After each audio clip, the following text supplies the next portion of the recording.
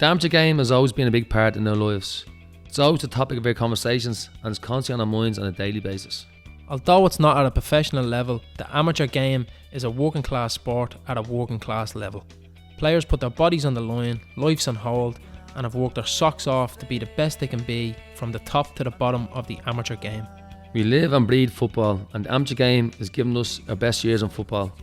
Both of us have come to the end of our playing days and want to sit and speak to the legends of the game, legends in their world, to sit and listen about the careers and stories of the game we love. Welcome to our podcast. 3 points, please.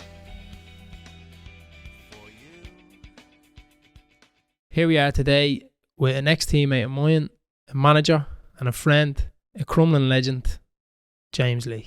Welcome, Jamesy. How's it going? So what you at now, Jamesy? I was just here talking here on. You're saying pre-season's kicking in and you're on the phone to people and so.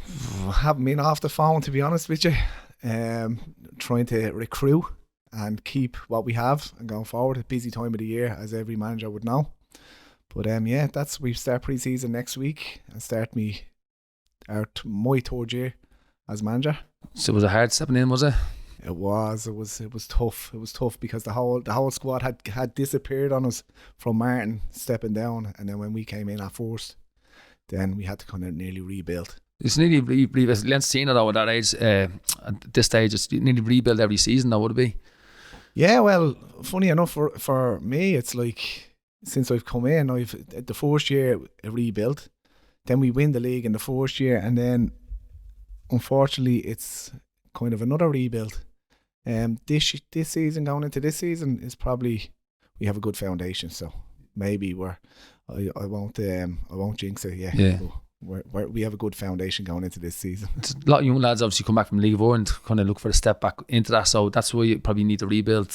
Would it be kind of? Yeah, I think the Leinster Senior League at the moment is at a rebuild. I think when I started playing senior football, I stepped in at 17, but maybe now the whole Leinster Senior League is at a rebuild. I think in 4 or 5 years there'll be the new James Lee that's been around the league, the new Alan Barrett's been around the leagues. I think in 3 or 4 years that's when the league will start settling back down again. A good 20 years out of now, what? Oh my God. 21 years. 17 I started in senior football, but I was well built, and I think he's now 17-year-olds back in that day is like probably a 24-year-old this day and age. Definitely. I think that we've had that conversation there where obviously most people talked on the podcast were saying it's different time, different era and different mentalities, so it's more babying these days, where a couple of years ago when we were doing at 17, 18, if you want to put your weight, you're getting a slap behind the head and told to fucking man up. Exactly. You do that now and then you're pulled up for bullying, so. Yeah, and I think that's in life in general. I think I was out working when I was 16. I think back then was the junior said, you were happy days. You were good to go. Few quid in the pocket, yeah. Yeah, apprenticeship. So I just think it's a lot more you have to do with your leaving cert nearly this day and age to go out and get something. I think apprenticeships are age 18 now sometimes, I think. Yeah. So I think in life in general, and not just football, is you're maturing a lot later in age. I think the lads are this day and age. Yeah. Definitely. Right, take us to where it started. Where it started as a kid. As a kid. Many moons ago. It's a funny old story, I have to say. When I don't know whether you remember. I actually remember. You probably remember the big moments when you're 6 or 7, but I remember this moment, 7-year-old. It was only when you first approached me, Alan. Now I started thinking about it. With football was 7 years of age, and I was in Foxton, lived in Balgady, Foxton. It's Lucan, it's just across the road from where Neastown is. But I always remember a couple of my mates at that age, they're joining a football team. It wasn't like this day and age where there's academies where you're at age 3 and your man and dad will bring you everywhere. You're fed into it. You had to find your own way at the age of 7. But I remember the manager of that I think it must have been under 8s because that's what it was. I was 7. I was sitting on my garden wall and the manager was going around the train because I knew my mates had told me they're going training tonight, and I hadn't been asked, or I didn't know it was on. So your man was walking past me with a bag of footballs, and I says, his name was Jimmy Doyle. I always remember, Jimmy, am I on your team? No, you're not. And he kept on walking. and I think when I think back on it, I still have the traits today. I said to myself sitting on that wall, I'm not on your team. I am going to be on your team. Yeah. And off he went, and I went in, told me ma, I was like, I'm not, he's had to tell me I'm not on the team. I remember it as if it was yesterday. It was very strange to remember something back then. Off I went around, and within probably 4 months, 5 months or whatever, you're away at underage football, delighted to have me. There you go. Within a couple of years, you're captain of that little schoolboy team, and you just remember that moment. You've had that trait in you since you were a kid, like, so yeah, I'm sure you're still doing you it. Tell me, took the words out there, actually. Yeah, tell me you're not, and I'm going to try and prove that I am. You know what I mean? That's what it was. It was Foxton boys, a little small community at the time. Everybody knew each other back then, but I was there until it was about under 11s maybe. And then I moved across to Neilstown Rangers. And it's funny really, because Maxie McCann, I think, was in the area, and I had come across Maxie. I think he was the only FEI coach at the time around anywhere. I think he must have been the very first. Yeah, back then it'd have been hard to come around. Yeah, 100%. If Maxie this day and age, he'd be the one-to-one training and all that. But that's the way he was. He was back then. He was the only coach around the area.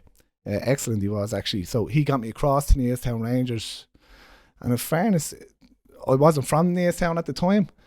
That probably, it's funny to actually say it, that move to Neilstown Rangers kind of, when you look back even now, is centre to your actually whole life. Yeah. At Neilstown Rangers, that's schoolboy, because family, best friends are still your friends now from that move. I don't know, we went to Neilstown Rangers a few years. They broke up as well then. So I'm probably a jinx. Foxteen boys don't exist anymore. Neilstown Rangers went to there, had a good schoolboy learning curve there with Maxie. Probably shaped your life there in terms of football. They're now gone. Schoolboy, Neilstown gone. Neilstown Rangers went, seniors went, and Collinstown then stepped in and became kind of Neilstown Rangers under a different sort of name from a restart. So then we were at Neilstown Rangers, I think. Had a good spell there, and then we went into, I stayed local. Now we all, yourself, you can say, there was an interest there, but as I just tipped on earlier on, we didn't have I don't know about you, but we didn't have the luxury the way my young fella would, getting driven everywhere to train and what have you. You had to make your own way. Yeah, and so the likes of Cherry Orchard, I think I probably went training with them, but there was no way getting down. And back then, Cherry Orchard felt it was far away. A long way away, yeah, definitely it would be, because if you're what you're saying there, you're probably getting Josh from the house and you're driving down now to Crumlin for him to train. You're probably getting down in 10 minutes, 15 minutes. But if you think about Josh trying to get from Clondalkin down to Crumlin now, like on a bus or walking, we used to walk. Like I used to walk, having to walk down to Jamestown or Johnstown Park when I was with Tolka, and you're probably talking 20-minute walk, and that's in Finglas. Could the winter nights kick in, and then it's the winter nights, but walking home and it's pitch black and all, yeah. But there it goes back to there what you're saying, like the attitude you had there as a schoolboy, doesn't that all the winter walks, you're out in the range, actually you're walking to train, that all progresses you as a player, yeah. But it does, and that's, and I suppose then you went from the Neilstown Rangers. I actually signed for Stella Maris as under 15, 16. The manager was picking me up. The manager was picking me up, but it was never going to continue work. You got to pay in your arse coming out to Albert College every week, going there. Like back then, this day and age, I don't know where it ever came from. I don't know whether the FEI put it out there to encourage parents to go to their schoolboy matches, or the actual leagues did, the LSL. I don't know where it came from, but all of a sudden, mother, father, everyone's on the sidelines. Back then, when you were a schoolboy, cup final, if you got to a cup final, your man, that'd be it. Yeah. Do you know what I mean? That's the truth. And whoever put it out there probably regret it now. We should never have let the parents at the games. So we went from the Neilstown Rangers. So you had a tip about Stella Maris. They actually signed for them. They didn't really work out the travelling, so came back, kept local St. Mark's Rangers, and again they're now gone. It's some bad. Well then They're going to reap for the schoolboy football. football. Brilliant. And then the career you've had then. Yeah, and then you've won your lower trophies, the A's and all that at that level. And then we actually finished, and there's actually a club, they're actually prominent at the minute, finished me schoolboy off Escar Celtic, which they're quite a decent thank God. schoolboy setup, haven't they, Escar? Yeah, they've always been a decent schoolboy outfit, I think, yeah. Always kind of stable, haven't they been? Yeah. So you went with schoolboy then, fourth senior club then. Schoolboy, and then it's all about re-educating yourself into, like, I don't know, but I tried to remember back at the age of 17, I didn't know even there was a senior team, amateur wise. Didn't even, I knew there was Neartown Rangers but I think they had either dropped leagues or something at that stage and what have you. And then I was actually at Escar, and a teammate's brother was at Moyle Park College and got me down to Moyle Park. So I went to Moyle Park. Where's Moyle Park? It's in Clondalkin. It's in Clondalkin Village. It's over the other side of the bridge there. Many teams in Clondalkin, isn't it? It's huge. It's long. But there's a divide on the bridge for Neartown, you know? So Right. I couldn't stay there. They're lovely fellas and all. But, they know I always have a bit of banter with them anyway. Over that opposite side of the bridge, they know what I'm talking about. But I went to Moyle Park. It was good bunch of lads there actually, but I didn't understand senior football. And then all of a sudden I found out I was in the Saturday team, which is the second team. And I was like, no, I'm not playing for a second team. Even at that age, yeah. And you're trying to this day and age. Well, there it goes back to your schoolboy thing again there, where you're saying, like, oh, I'm not on his team. Hold on a minute.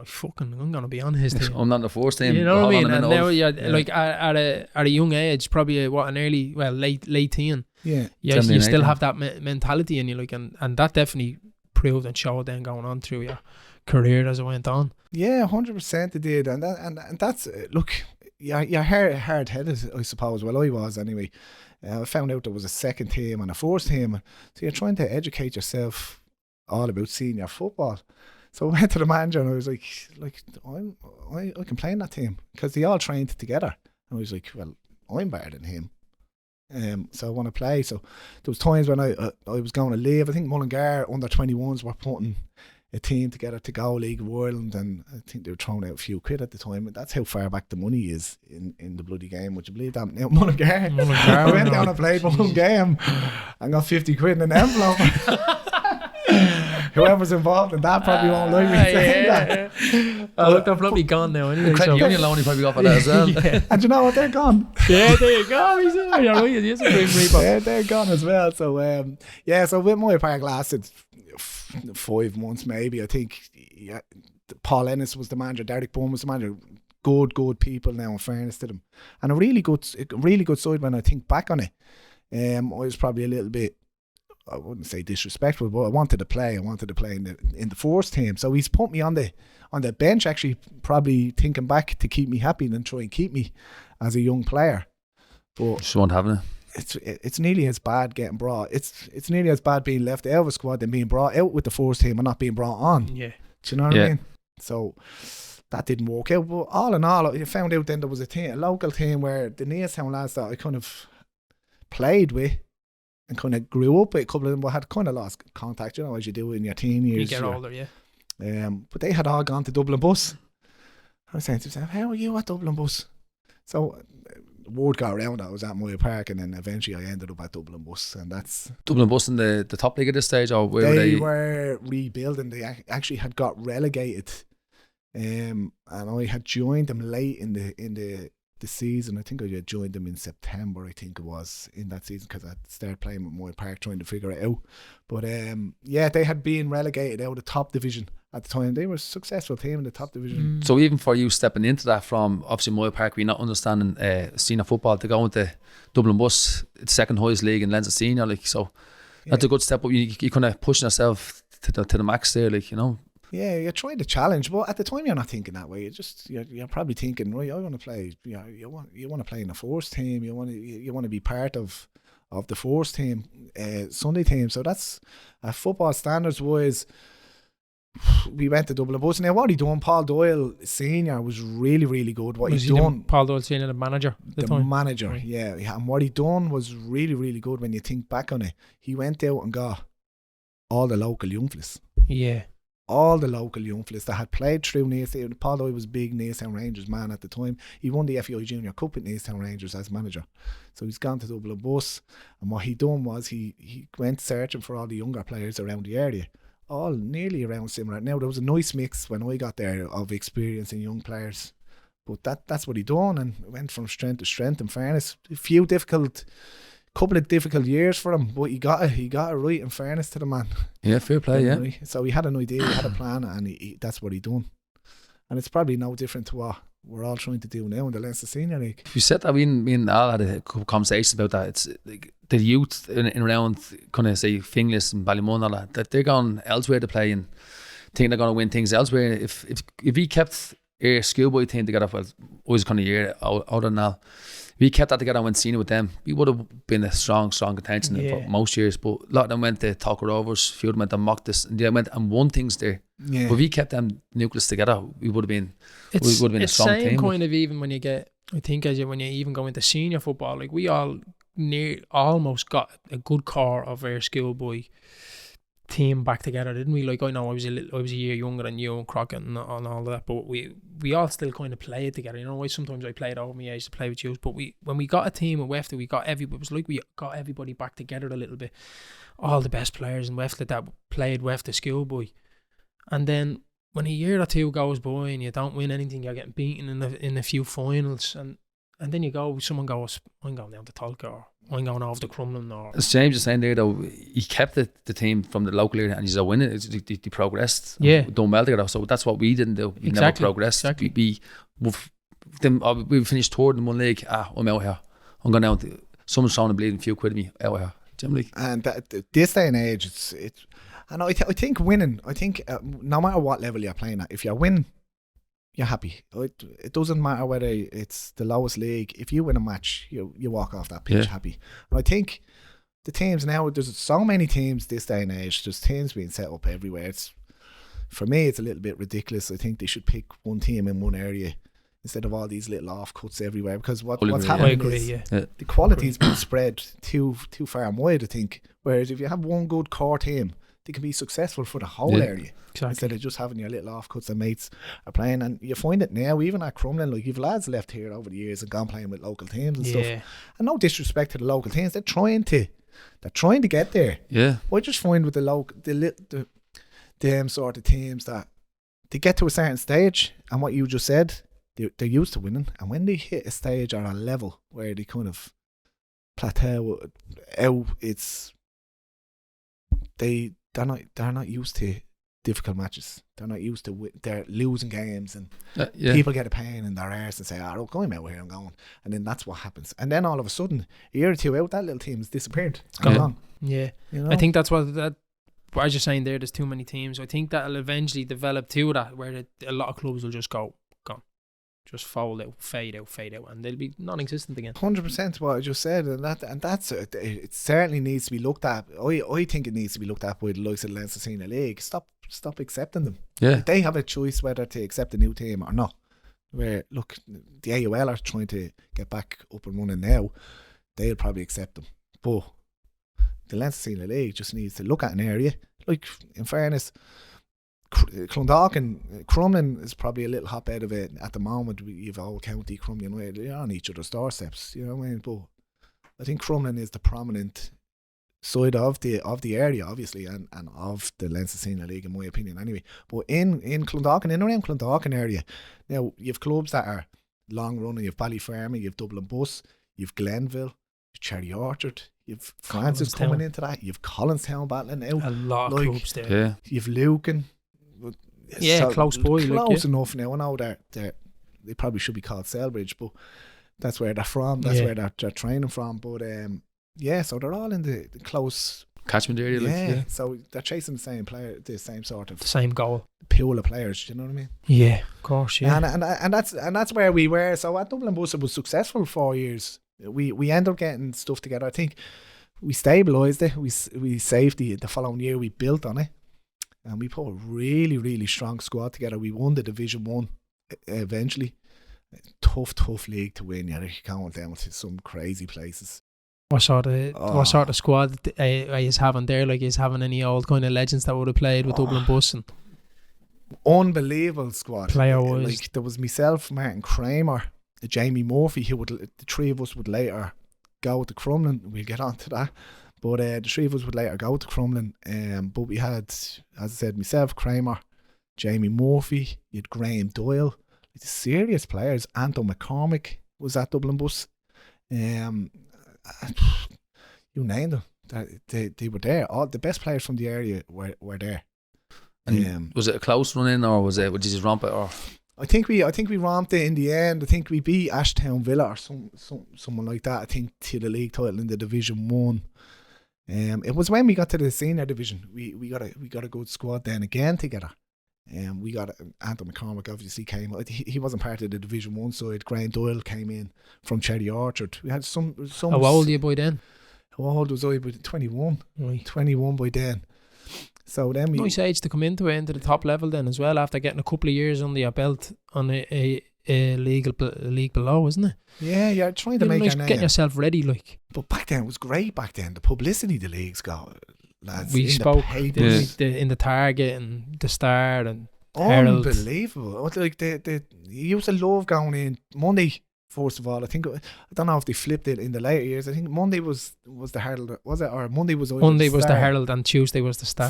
That's what it was. You'd get them and you'd be all through your breaks, especially back then. You're 21, you're an apprentice, you're on site, that's all you're reading. And the word going around, sure, everyone's reading the paper. Look, you're in the paper. Well, look, the first thing the thought would have been, even for back then when we'd have been playing, and you'd be, because you'd be playing in big matches and you'd be knowing the papers at the pictures are at the getting taken. Tuesday morning, Monday night, you're going, I can't wait to pick this target up, see if you can get a picture of yourself or a mention. The worst had to be when you just do ratings. You say you made a mistake. you see a 6. You got a few zeros. No. You was my course with that in the AOL. You see. Yeah, I've sent their page. They never done the ratings in the Leinster Senior League, I don't think, anyway, unless it was a cup final. Thank God. See, all we kind of knew back then, because we went into the AOL from schoolboy to senior, say you could say, and that's all we really knew. We didn't know too much about Leinster Senior. We didn't really care too much, did we? Well, I think it was always, it was our own little bubble, but it was always that debate that people would have. We've often had it, and other people have had it, about was whether the LSL was better than the AOL, was intermediate better than junior, all this. And at the time, we were obviously saying, no, AOL, and they'd give intermediate. No social media or anything back then, so our knowledge of the Leinster Senior would be minimum. It's only what you hear from other people, or we read in, or the odd bit in the paper. You see Crumlin winning the league, and you're like, obviously Crumlin. So obviously we are thinking we're the best things since sliced bread walking around the AOL. Yeah, that's it. And then and it's funny actually, because the people in the Leinster Senior League had the opinion that you always wanted to prove that you were better than us, but you weren't. And you're opening a can of, I'm opening a can of worms there, I'll be slaughtered. But that was the argument on both sides. Yeah, of course. And in my opinion, we even spoke a few times, Nelson. I always thought that the intermediate was that little step higher than LSL and AOL. I always thought it was that little bit more of a higher quality.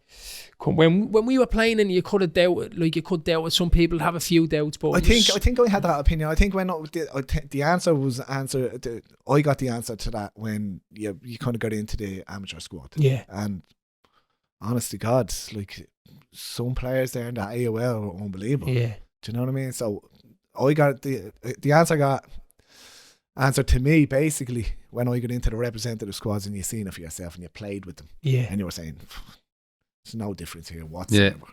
There's a huge pool of amateur players, and it's just it was a name.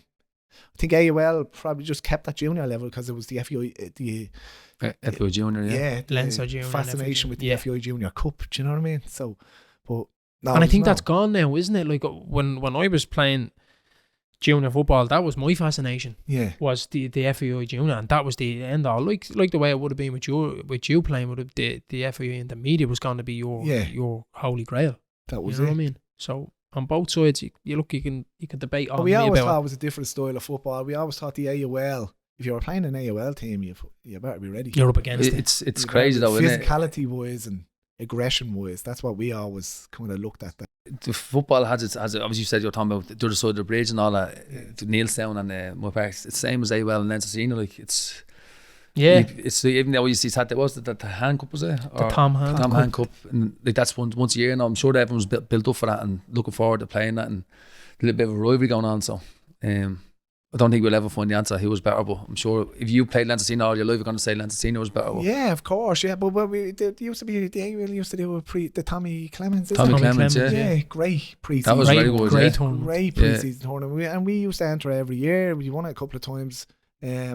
Well, I think played you, and we played for Devaney, Devaney and played Crumlin in the final. You had a nice little battle off each other, yeah. Alan Barrett, the pincher. The team was going to shut up talking to each other. Let's play a game of football here, boys. I remember we were running down the pitch, and the ball was over the far side, but Crumlin were breaking. And as they were breaking, I'm tracking him back, but he's ahead of me, but he's turning around at me and shouting, and I'm shouting at him, and both of us aren't even looking at the ball. God only knows what we were saying to each other. Oh, I can't remember. I remember him though. Yeah. That's all I remember. His jet black hair doing me head. Do you know what I always say about him? He was the most hated man in the AUL, and he went to Leinster Senior. He was the most hated man in Leinster Senior and AUL. Doing me head in all game, pinching me. Come on. I was like, oh yeah. You're trying to control yourself, then you're winding yourself up by talking back to him. Yeah. That's what he does. But that was the rivalry. I had to do it. I was limited in other abilities. But going back to the Dublin bus, we won the league. It was great. It was a great year. Great education for senior football. If the truth be told, great education for drinking a few beers. Oh, absolutely. You'd have 11 o'clock Sunday morning kickoff. Brilliant. Cocoa Club there. At the bar, yeah. You'd be in the bar by 1:15, 1 o'clock. Dangerous. Love that. But back then when you're 21, it's easy, isn't it? Oh, it's a classic. We still have the conversation with me missus now. I'd be texting her, collect me at 6. And the day you text her, the band would be hopping in the place. Yeah. And back then, phone off. But And you know what, if you get a phone call there and you have to go and the lads, he's whipped. Yeah. no chance. Yeah. It was easier to knock the phone off than tell the lads you have to go. And then especially as a young player, you're like, the experience, the lads I'm watching, you can't even do a sneak out the door like you can now. Yeah, I've done that a few times. Yeah. But so we got promoted, and he put a good squad together, and I think Paul Doyle Jr. had taken over from senior at this time then. Did Paul Doyle Jr. play? Did he play? Paul, he probably done a little bit with Neiltown Rangers, but no, he didn't play. Wasn't with Dublin Bus. No, he didn't play. Graham played. The rest of the family actually played. Jeff and that played. Yeah. They're actually a good pedigree, good family. Around the area, well respected, I suppose. But Paul, I suppose, was very, very young at the time. And what I would say is probably a clash with me. Now, look, I'd go out and have a great man to have a point with now, in fairness. And I think he'd probably say the same about me. But when it came to the football pitch, just clash. Just a clash. Just temperamental and what have you. Especially with me, I wasn't easy to deal with back then. I'd be the first to admit.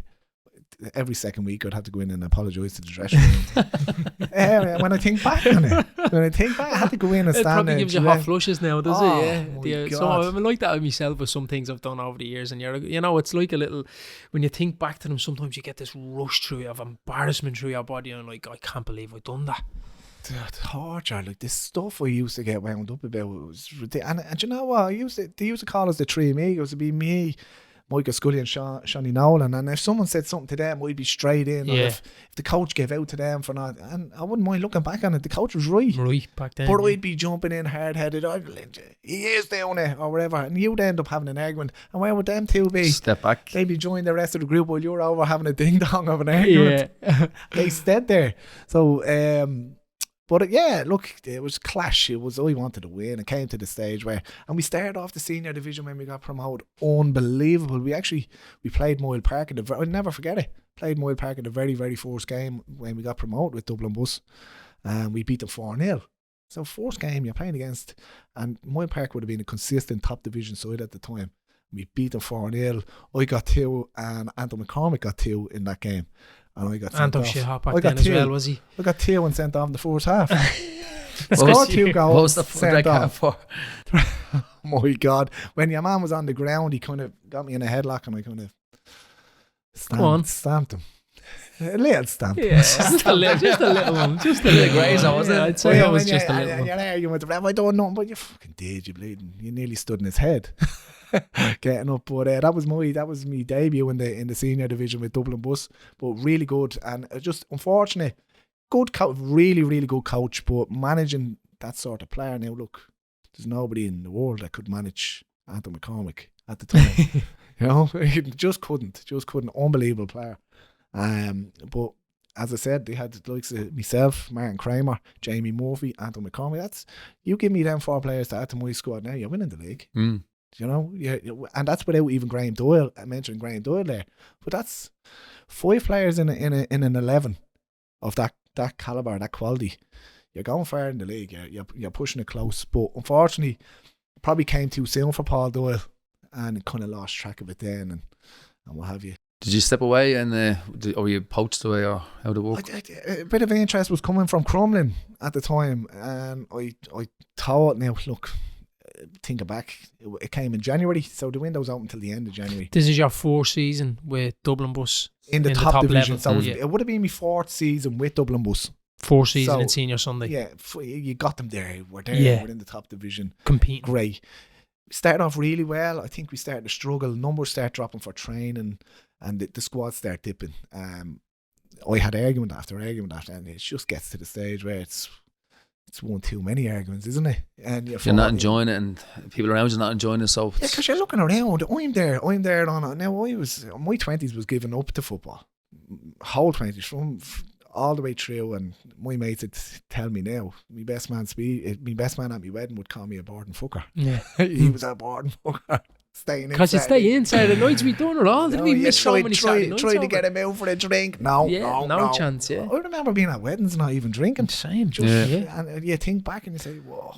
But then, do you know what? It boils down to exactly why you wanted to set up this podcast, Nelson. Or we said this to a couple of people, that it boils down to the love of the amateur game that you had. Like that was your professionalism. Do you know what I mean? And then like that, this is your football. Although you weren't getting paid for, you're still sitting in on a Saturday night, missing all these nights out, going to work on Monday, Tuesday, Wednesday, Thursday, Friday, and giving it all to that makes it better. Football. That makes it better because you're not getting paid for it. It's your will and your determination saying, I want to win things, and it's a satisfaction of to go out there being 100%, because many people, do you know, that go out on a Saturday night, turn up next day and be 4 out of 10. But it's people that turn up that can be a 10 out of 10. But you say, I'm not putting that to chance. I'm going to prepare the best, fucking get a good night's sleep, good bit of food, and go and give it the best, you know. And that's what it was about at that stage. You knew the leagues. You knew, right, I want to win. You want to win things, you know. And you're looking around, you're saying, no disrespect to the lads out there. They were enjoying their football, and there was a right couple of winners in that squad. But there was the nail on the head in the coffin was we had no match when we trained on a Sunday, and we turned up. I was there, fresh as daisy. A couple of my teammates, Shawnee, Michael Scully, they were all there at the time, fresh. But there was 6 of us, and I looked at the manager and said, what are you doing? Like, what are you gonna do about it?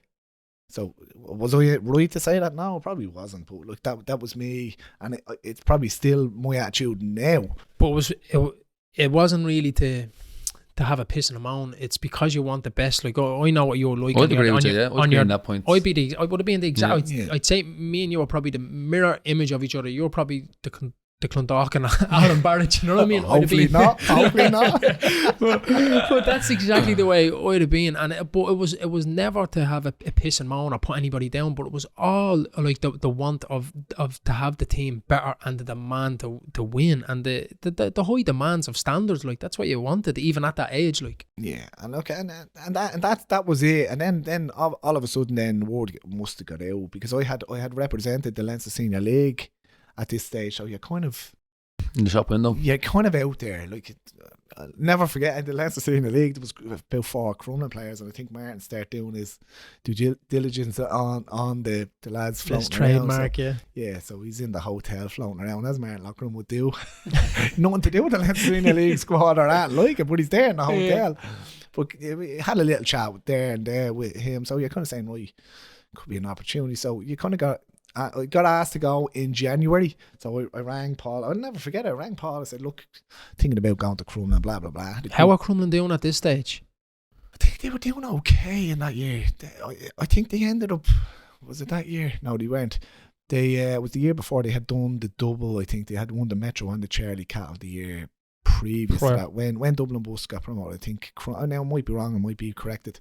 I think they had done they won the Metro and the Charlie that year, and then the following year, the same year as Dublin Bus got promoted into the senior division. So they were doing okay. They were starting to make a real name at that stage. So they had I had been asked to go down basically in January, and you know the end of January comes and the window shuts. So it was a week out. I wouldn't like to do it. Now I spoke to Paul about going, and he convinced me to stay at Dublin Bus. Then window shuts, and lo and behold, the first Tuesday of February training, and a big blow up argument gone, and that was me done. Because it was one argument just too many. I wasn't going back into a dressing room apologising for. Again. I had done that about 10 times, honestly. Standing there, looking around at them. Look, I'm sorry for the way I behaved or spoke. Okay, you're forgiven. I'm back in again. But yeah, it was just enough was enough for you. Yeah, enough was time enough. To go. That was it. That was it. And I think they probably had enough of me as well, to be honest with you. Because I was argumentative. I wanted to win. If things weren't going my way, I'd argue. And I'm not saying I was always right, but that's the nuts and bolts of that one. So I was gone, and I had tried then February. So you're looking at February, March, April, May, June. Like, you had no football. I wasn't allowed. Didn't go play as a banger anywhere. That's in fairness, I wanted to. That's what you would do back then. That's what everyone do. I think at the time, the profile was there. Not being. I think the profile you were kind of getting known, so you couldn't even go to Collinstown or Leonstown Rangers to play as a banger because you were known. Yeah, do you know what I mean? So that wasn't going to happen. So you just had to sit tight. Trained with Crumlin. All the way through, just trained, no games. Just trained. It was actually funny because I think Martin had become the Leinster Senior League manager, or Crumlin were representing the Leinster Senior League in a game. So it was kind of. And what did Martin do? Picked me. It was probably March at the time. So a couple of months out, I'd been training with Crumlin, and he picked me for the squad. Now, I think Dublin Bus. I think we had to get permission off Dublin Bus. I think they were refusing. They basically refused, and I was like, "Well, I know you years from." And at the time, and I don't want to be here now because I get on with them all now. But look, at the end of the day, that was it. I had annoyed them; they had annoyed me. A little bit of a fallout. Thankfully, we made up, but they had refused it. But what did Martin do? Played me. He said, "What are you going to do? What are you going to? It's a representative game." Yeah, exactly. So you're still signed to a club. Yeah, still signed to a club. So he played me anyways, innit? So at Dublin Bus I was a right winger. Believe it or not. Really, yeah. Right winger at Dublin Bus I was, yeah. So at schoolboy, going back to schoolboy, I was a centre back until I went to Leonstown Rangers. Maxie had converted me then, too much energy he said I had, which I think that's the truth. Martin couldn't put the reins on me even in my later years. And then I went centre midfield, and then at Dublin Bus I was right wing. I actually really enjoyed right wing. Some lads can't play it. I scored. I just can't picture it. I can't image it at all playing right wing. I was hitting high double figures for Dublin Bus goal scored. 20. I think in the year we got promoted, I think I got 25 goals. Really? Yeah. The year we got promoted from Senior Division 1 from right wing. Fucking hell. But then actually, and that was it. So what had happened was, I think Tom O'Clark had convinced me then when we got promoted into Senior Division, and convinced me to play centre midfield again. He was saying, you can. We played a friendly against Ballymun, and that from then on, I had a good game against Ballymun. Well, I can remember Tomo was involved with the coaching staff at this time, and came to me, I told you. And in fairness, then going back to the Crumlin and Martin Lochran, ended up that's. So did you come as a centre midfielder then with coming down to Crumlin? Well, Martin played me right wing in the representative game. That probably had second option. Yeah. So I'd say he was probably saying, what's the story with this? Yeah, what's up with him? but that was 2 months without football. But I think Tomo then had a part to play in pushing the Crumlin move then in the end. You know, so and that's where we were at with that one. So how did you fit in now, coming from obviously from Dublin Bus into Crumlin? You're training with them for a while, but was it a young lad coming in with, obviously you said you had a bit of talk back, and I'm sure a lot of the senior lads down Crumlin weren't really taking that. So how did things go? In fairness, it wasn't that straightforward of a move.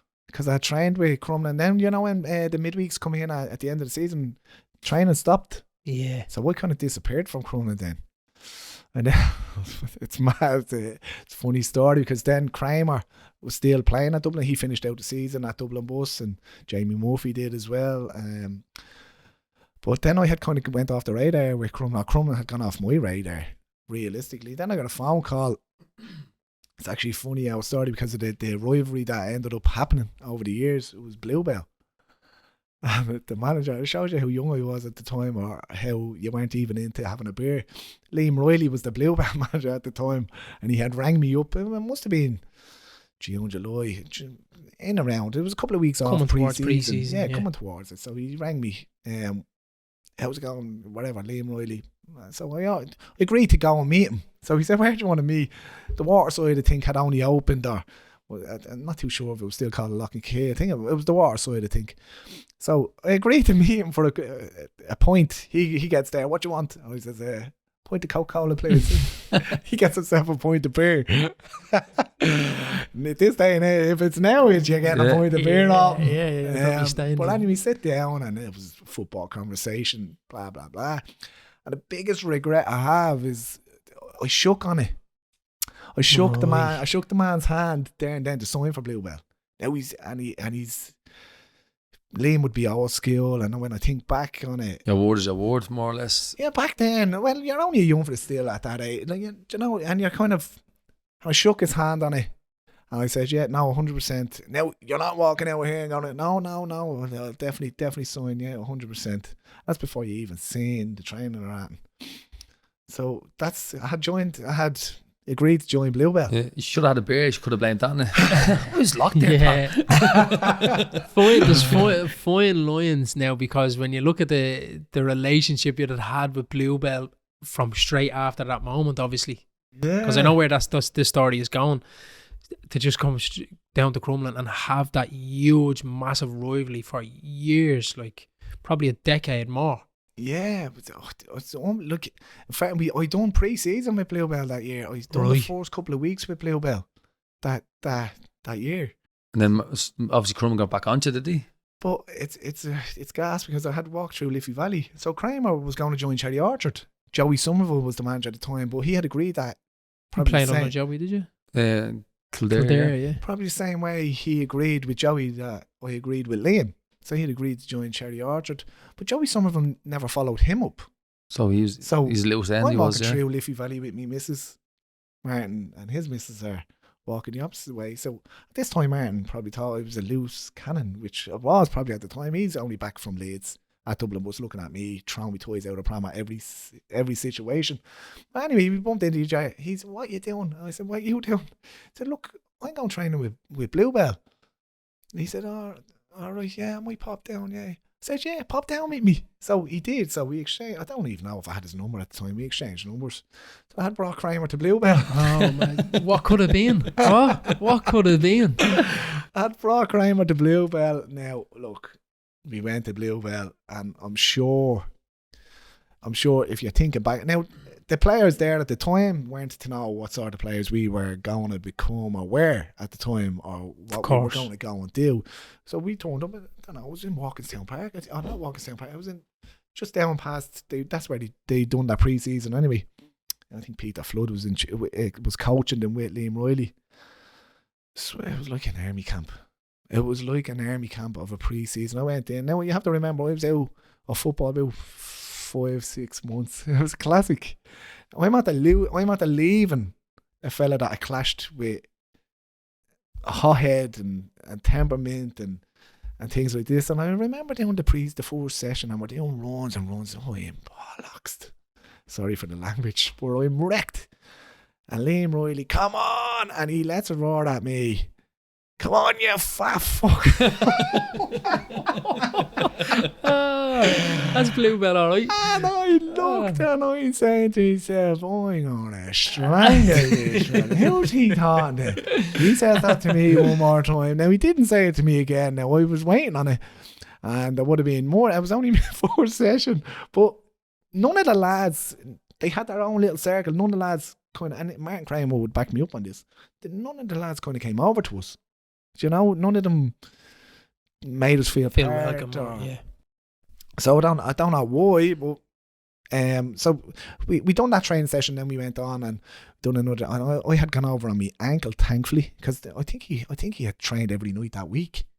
They had moved up to the CIE ranch. I think up on they used to train up on the hill there at the GA Club. I can't remember the GA Club. It's up past Paddy Farm there anyway. But he put on another heavy session every night of the week. Heavy session. Just running. There was no football. No just ball running. whatsoever. I remember going up. And I had started driving at the time, and I went up and I'm looking at my ankle. I had done my ankle, so I had to sit out. So I had done 3 sessions, and I'm looking at them. I mean, in stitches laughing at them. They're doing press ups. It was like an obstacle course they were doing, set up around a bit. Not a football inside. Come on, people screaming at him and all, and he's just walking off it. And he wasn't saying that. And in the meantime, Martin had phoned me. Martin had then had made contact with me, and so I had said, yeah, look, I'll get down and do a session. What's the harm? Do you know? So what was the harm in the training session? And I always would encourage go and do a training Try it out, session. yeah. Unless you're a signed player and you're going into the next season, Of course. but if you're fit, you're at a loose end. So I wasn't attached to any club really. I know that was him. So, man, we had to go try and do a session with them, and we went. We didn't actually tell Blue Bell at the time because we didn't need to. So we went down to Crumlin on a Thursday night. Now, I mean, when I said to Martin, the difference. Martin, can I bring Martin Kramer with me? And he was like, what? Yeah. play cool, Martin. Play cool. Play cool. When I think back to the conversation, Martin was like, what? So he ended up getting Martin Kramer with me. So then I think he only wanted to sign me then just for him. Yeah, you were the base. I was the base. Yeah, in the the B-side, end. So we went down, and I swear to God, it was like chalk and cheese of a club. We walked in, and straight away the players just welcomed us straight in, came around us, surrounded us, having a bit of banter, a bit of slagging, and that was it. Martin Kramer actually kind of made the mind up for me. He just looked at me walking off the training ground. We had loads of football. It was possession-based football. And then we done 12-minute run at the end, which that's fair enough. That's fine. You had your ball, yeah. That's fine. We had the ball, and the Martin was flying for it because Liam Riley had gotten fit. Yeah, with Blue Bell, yeah. So, fair play to Blue Bell getting them fit for Martin. Thanks, Liam. Yeah, nice. But, how old is Martin Kramer in different age group there to you and him? He's 2 years above me. Oh, was it just 2 years? Right. 2 years above me, yeah. He's but he looked at me walking off this. I'm signing here. Yeah, and that I was said, it. Yeah, so am I. Oh my God, it's unbelievable. It ended up that training session. We didn't want to go home because we went into the shop. They had a shop with a telly and all, and the lads are in there watching. I think there might have been a match or something on after it, and the banter out of it. Just straight away, you just felt at home. Yeah. And they welcomed you. There. Yeah. I felt like that as soon as I came to Crumlin. First training session here out on Armour Road on the pitch. As soon as I trained, that was it. Mine made up straight away. Just the same thing, everyone very welcoming, banter, great laugh. As soon as I walked in, I can't remember who it was, might have been Kieran O'Reilly. Would you not fuck off back to Tolkien? And everyone looked at me, I'm walking in the gate with me boots, first training session up. But there are little things like that. Like you're around football, you get a tough skin though, isn't it? Yeah, so absolutely. Anyone else could have folded and went back to Tolkien. And the good thing I think with Crumlin is you have to have thick skin, but everybody, it's like just one big family, isn't it, James? It's so tight knit, like, and everybody just anyone who comes, goes, is always welcome back. Yeah, always. And you've got to credit the club for that because there's such a big turnover of players, but that kind of welcomeness stays within the club. I think it's the people around. Yeah, I just think it's the way the club is used to being. It's all those little things I think that make a club. All the professionalism, and as you said, the people around the place. You know what I mean? Your Christy Loughlin's, your Paul Donnelly's, your Stephen Weavers, all these people in the background just make everything kind of right. Like, do you know what I mean? And it goes to show kind of what club Crumlin are, but all them little things definitely push the club forward as much as players and managers and coaches can. So the two of you signed then. Well, that wasn't that the easy part. The hard part was to come. was the next day we discussed it. I rang Martin the next day. Right, are we going to do this? Blah blah blah. And I said, right, grand, right. Oh, I have to ring this fella now. That's They had to ring Liam now. You have to remember, I shook hands on him, Martin didn't, so he had no real attachment to it. I had agreed to sign for Bluebell. If he called you that running, what can he call you over the phone? So I'm like, I have to ring this fella now. So anyway, I got up the courage. I never forget. I was driving down past Weefield Prison and all on the back road drive. I only start driving, so grand. I said I'll ring him now. So by the time I get down and around, I'll be home and weight off the shoulders. You're thinking about it all day and walk. Yeah. I'll ring him. Like ringing your boss on the sick day, isn't it? I'll ring him in a minute. And he says, how's it going, Liam? Hell yeah. What's the story? And I said, bit bad news. He says, what? And that's right. That was the end. I think he knew it was coming. Because obviously I'd say he had heard we were training. I said, look, I'm going to train. I'm going to sign for Crumlin. He said, what? He says, I'm going to sign for Crumlin. Why? And I remember it like it was yesterday. I said, look, after being down with them last night and after doing a couple of training sessions, I think I want to win trophies, I said. And I want to win the league. And I think they're better equipped to go and win the league than you were. I'll never forget it. Well, what the fuck am I meant to say about that? Brilliant. You explained it. You put on the plate and you told him straight down the middle. Fairness to him, what can he do there? that was his answer. I said, well, and I was going to left. Wait, well, how do I answer him back then? Yeah. I said, well, look, that's just the way I feel, and blah blah blah. He said, oh, right, grand. And what's Martin? I'll bring him with me. And I said, was Martin great? Roger, no, not yet. And I was like, he probably won't be, but I don't know. I don't ever know what happened with Martin or how he told him. I don't know whether he got in before me or after me. I don't know. But anyways, the two of us were off to Crumlin. And Tomo Clark, later on, we found out that he had orchestrated the whole thing. Because Tomo, I grew up in Neilstown. Tomo was a legend in Neilstown, played for Francis and what have you. One of the legends in the area, football-wise, you know. And he had orchestrated. He had been at Crumlin with Martin all this time. So you start finding out as you get older about what happened behind the scenes. So Tom had orchestrated the three Dublin bus lads was myself, Martin Kramer and Jamie Murphy. You don't know Jamie Murphy. He was a cracking little left winger. He run through that brick wall. But that's the three players. His name never came up. No, I don't know. That's the three players Crumlin added to that season. And that was it. Done. We signed. And look, the rest is history, I suppose. So the fourth season, did you to go win? Yeah, we won the league. So you're right. Crumlin's first league title. First right? league, yeah. Very first league title. Now, it wasn't straightforward. There was more that season with the group of players. We had like more. Who's there now? Who's kind of part of the squad at this time? Oh, Danny Locker and Paul McCabe. They're like Chris McCreevy. There was a dispute early on the season. I remember when I joined Derek Griffin. Oh, he was the captain. There was this about, there's always the captain was taken off Chachi without this and that, and there was murder. But the murder didn't happen until halfway through the season. Sort of, it didn't. We started off well. It didn't start straightforward for me. Martin Kramer was playing. And I was on the bench. So you were the B, yeah. I was on the bench. I always remember 4 games into the season, I was snapping, I flipped. And I always remember, and that's why I suppose Liam Riley wouldn't have been a good fit for me. There would have been more. I wouldn't have lasted at Bluebell with him. Paul Doyle Jr. just wasn't a good fit, unfortunately. Great fella, as I said. And Liam's a good lad to have a point with as well. But just a clash of Martin. There's times I remember trying to start an argument with Martin. And you can't get one. Can't get it. Yeah. Wouldn't boy. Perfect manager for me. I rang Martin up and I said, what's the story? There was a wayside game and I think Kieran Kenna had been away for a week and had come home the night before and someone got injured and he put Kieran on the pitch ahead of me. Before you. There saying, fuming. So I remember ringing Martin, I'm gone.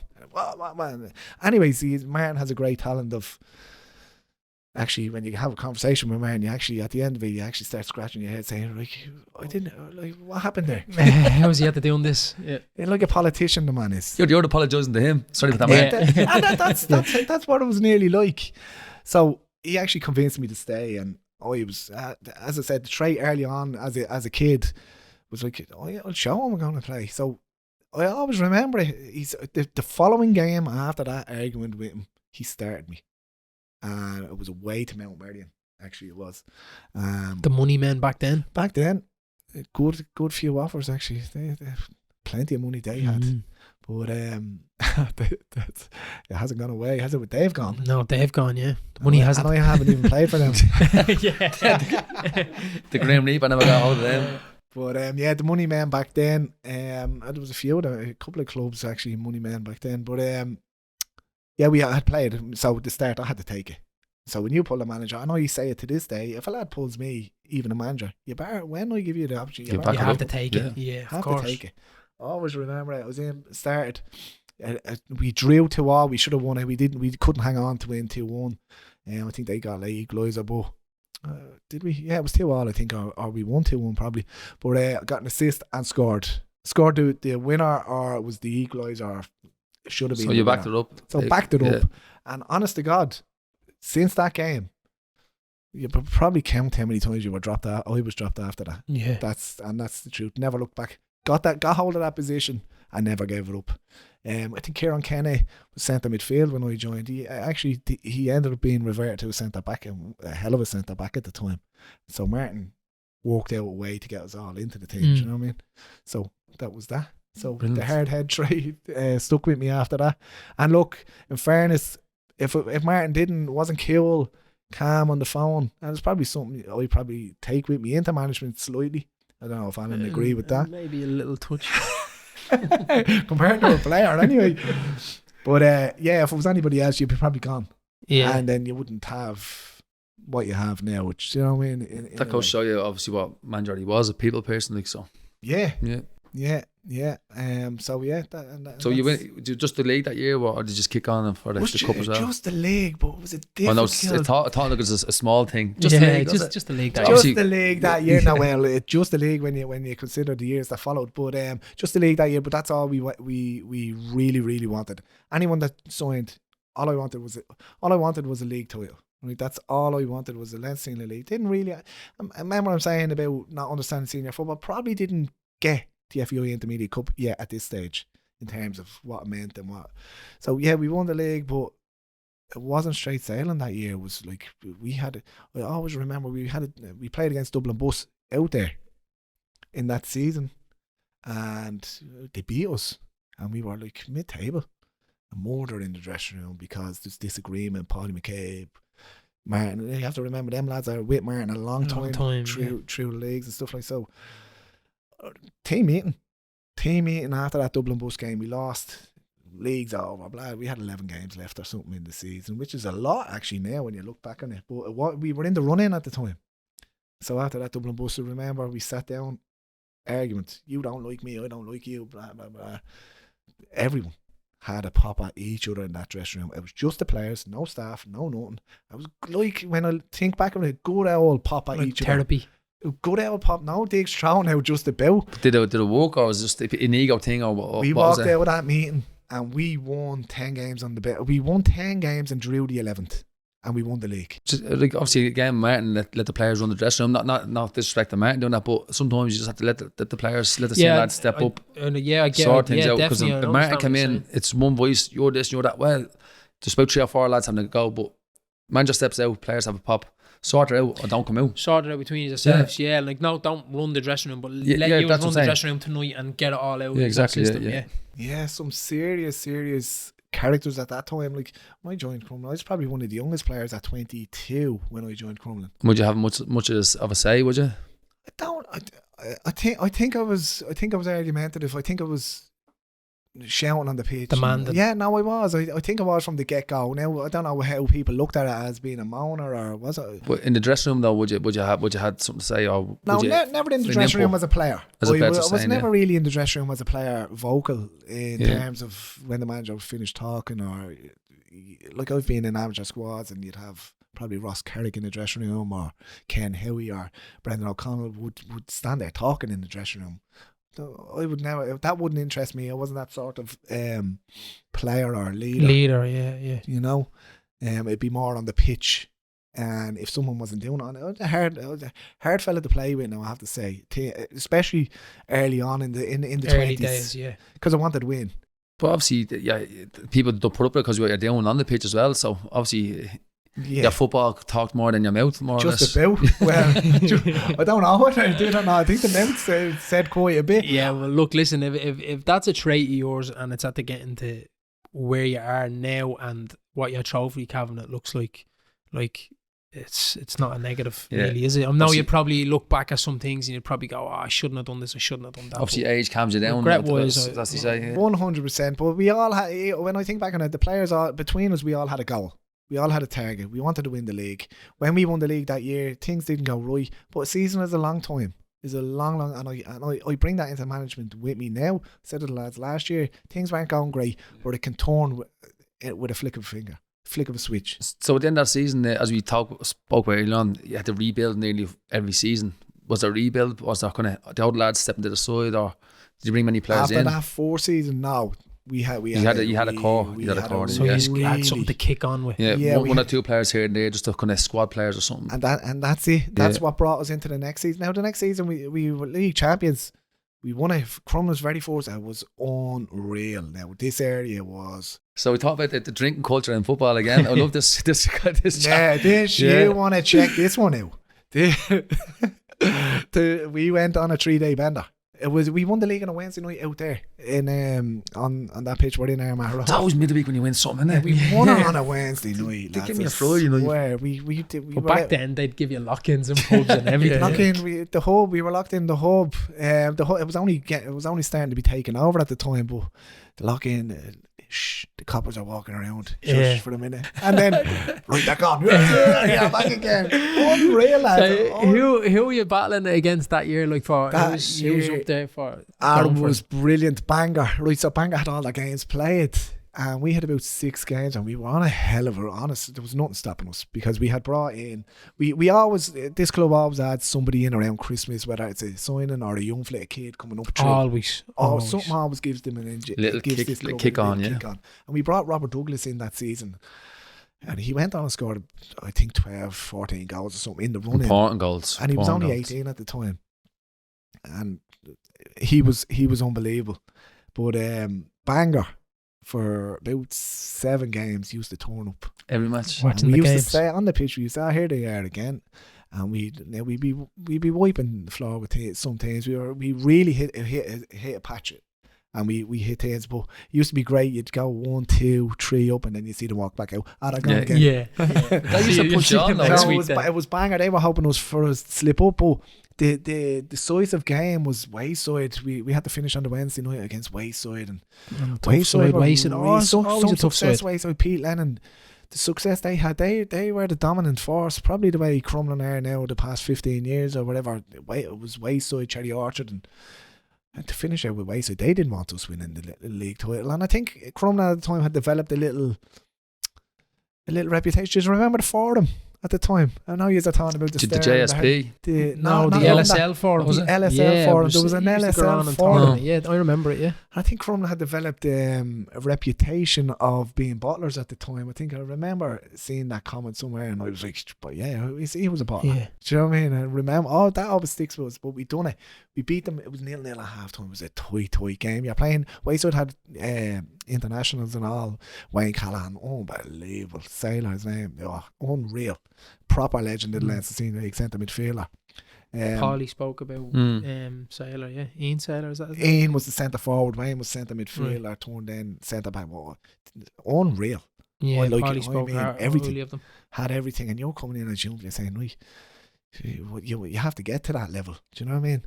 Eventually, over years, you became that type of player in the league, the dominant, experienced kind of fella. But it was a really tough game. It was tension. That pitch out there was jammed. There was barriers up. It was jammers. Good old days in amateur football. You never forget it. I always remember 2-0 we won. We ended up seeing it out 2-0. We got the 1-0, then we didn't know what to do, and then sit back and keep going for it. See, when it's not when it's not in the DNA of anybody there, like it's not in the DNA of Martin, and it's not in the DNA of Crumlin. So like it's so hard, isn't it? Like you haven't been there before, you don't know how to react. When the DNA is in you, and I found that when you came to Crumlin, the DNA is already ran through the club. So everybody is calm when it's going into a final or it's going into the last day to win the league. It's like Sheriff when they came into it, they just knew how to win. Remember the times they got to the finals there and they were losing, or they get poor Barry got bleeding. Yeah. Yeah, and I think that comes then over the years. Then you know how to see out games, you know, experience wise. But you have to remember, I was 22, maybe touched 23 at the time. But there was a good, they were mid-20s. We were good load of lads were in that prime, in that Crumlin squad.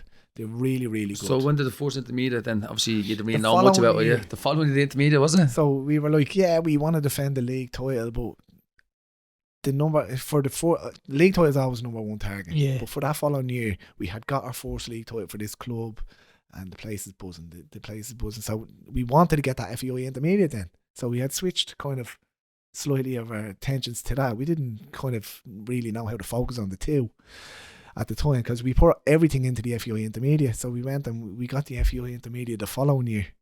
Bluebell in the final, was it? Yeah. There we go.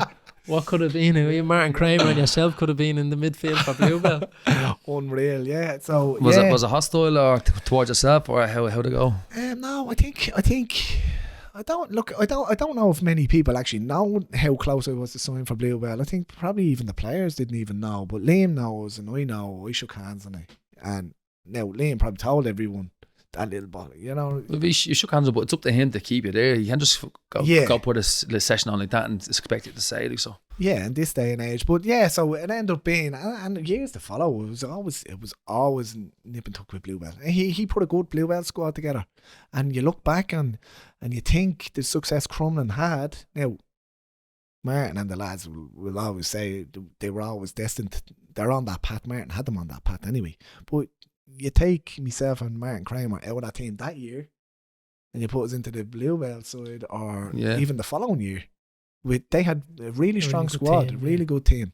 That's the difference. That could have been the difference. Of course. I don't know what to say, but that could have been the difference. But yeah, we got our first intermediate cup the following year. So just the intermediate in that year. Just the intermediate that year. Just that. But the best was to follow then. So that was it. So we had our league title. Within 2 years of going to Crumlin, it's the league title, intermediate, and then obviously the cups will follow then. That's it. And that's it. And that's what you wanted. So the problem was I wanted one league title, but I didn't realise that when I got that one league title, I was like, give me fucking more. I want more. I want everything. Yeah. So as Al just said there, it's the DNA. You're building that DNA, and obviously then winning comes part of your DNA. And anyone that comes into the club, you're pushing that and instilling that in them, especially young lads coming through. I'd say 18, 19s, whether come back from League of Ireland, as you said, get them win mentality, and that's all. It's not better than winning, especially if you have a good tight club as well. I think that's kind of gone out of players a little bit now, isn't it? Like when I'm looking at even players coming up to us at Crumlin and like coming from 19s League of Ireland or even playing League of Ireland, they come and they don't have that hunger. It's not even an attitude, but they don't have that like real hard, strong desire of winning. Yeah, but I keep going back to when I look at a 17 or 18-year-old young fella coming to Crumlin. The little thing in my head is saying they don't understand where they're coming into senior football, because I didn't. So I'm kind of thinking back, well, I hadn't got a clue about Leinster Senior League when I was coming as an 18-year-old. Why should you expect them to all of a sudden? It takes... They're probably thinking Bowes and Danes is better than the league that they're coming into. When it's not. I think it's Leinster Senior, then it's League of Ireland. And sometimes you wouldn't know the difference between the two. Look, I always say, and I don't know if you agree, like my opinion on, and look, we've all had our opportunities. Well, we've all had our opportunities to go League of Ireland for whatever club, and we all did, especially that Crumlin side. But my attitude to League of Ireland was, as I said, 16 years of age without working. I was qualified decorator by the age of 20. I was on a man's wage at the age of 20. League of Ireland clubs at the time, you have Monaghan, Limerick and what have you, they're all, and clubs that again they're all gone. We saw that I was playing for Kilkenny, went from UFC 21s to Kilkenny, first game down Cove away, and travelled down. Was it 2.5 hours, 3 hours down, 3 hours back, getting off 3 o'clock in the morning, getting back to Dublin. Your man goes, right, train in Bushy Park in the morning, no bother. €50 in the bleeding brown envelope we gave you. €50. Yeah. You had to spend like 16 hours travelling or whatever it was. And they expecting to, I couldn't even get a job because you're training that much. Yeah. Bushy Park at this time, we're training in the morning. All I was like, well, Yeah, how are you meant to walk? yeah, you're supposed to walk and getting 50 quid a week, and then you're saying to yourself, yeah, I play League of Ireland, but you don't tell them much of you're getting. Like, Yeah, exactly. and it's down as travelling expenses, not even a wage. Like, do you know what I mean? I remember getting the phone call, and they were like, "You don't have to train," and I was like, "What? I want to train. What are you talking about? Yeah. You don't have to travel to train, basically. So you still have to have a club to train, man." I was like, well, "Yeah, but you walk into the dressing room, they haven't even seen me training." So it was never going to work. That was Limerick, I think, at the time. You're like, no chance. Qualified. I don't need to be going up and down that. Yeah. And that's just the way it is. So I always say, you can get lost in a pool of players in the League of Ireland. You how many top players in the League of Ireland is there? Or was there ever? Like, there's obviously they're scattered around, but you can either be mediocre League of Ireland player, where you actually, when you look back on your whole career, now League of Ireland lads probably won't agree with me, but when you look back on your whole career, it's probably, a medal probably isn't worth to them, but when you look back on your career, you have a couple of tracksuits, you got relegated a couple of times in the League of Ireland, but you spent your career in the League of Ireland. A couple of YouTube clips. That's it. Yeah. But or you could be a mediocre League of Ireland player, lost in that huge pool of players, or you can be a top amateur player. But in fairness, though, as you said, your name is probably a lot more known around football than it would be mediocre footballer playing League of Ireland that has played 150 caps for Patterson. And has probably had better times, better memories, Yeah, more trophies. He's been And has a good decent wage for walking. That's it. You know? But isn't that the truth? And I think that's the same as today. I think lads get bogged down. They look down upon the Leinster Senior League, and you're saying, no, go and give her a good bash in the Leinster Senior League. Make a name for yourself. And go, and if you get the opportunity to go League of Ireland, why not give it a go at League of Ireland? For me, so you drop back down, yeah. Yeah, for me at that time, and I'm moving on a complete subject here, but for me at that time, if you went League of Ireland, you couldn't play the amateurs. So by the time I had grown in age and won trophies, my next ambition was, right, I want to break into the amateur side. But if I go League of Ireland, it's gone. It's gone, yeah. So you won't get that then. We jump actually into the amateurs now. What we have it there. So when along were you into Crumlin? Did you get a call up, or it was a how couple to come of about? Now, your name is mentioned about all the time, and people are pushing you out training. It's some slog that people do not realise it, how much time you put into that amateur side. There's lads travelling up from Cork on a Saturday morning, the AUL, for 9 a.m. to meet there at 9 a.m.